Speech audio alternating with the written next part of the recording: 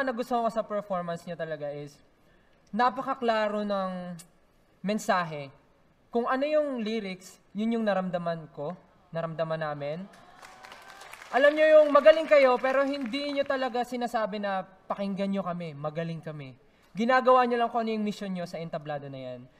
At naramdaman ko yun. Hanggang ngayon nga kinikilabutan ako. Hanggang sa pag-ikot ko kanina, talagang na-deliver nyo siya ng maayos. Kaya na-excite po akong makatrabaho kayo. Kung mabibigyan man ako ng chance na maka-work po kayo, hindi ko po gagalawin kung sino kayo. Pero gagawan po natin ng paraan para may mapakita po tayong kakaiba. At kung sino pa po ang malalabas ng grupo nyo.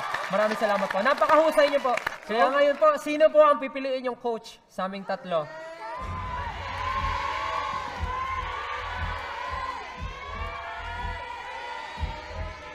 Bagay ito sa'yo.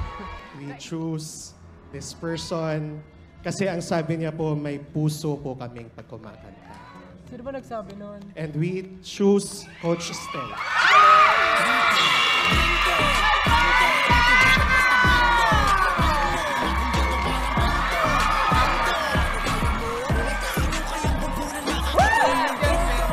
Grabe po!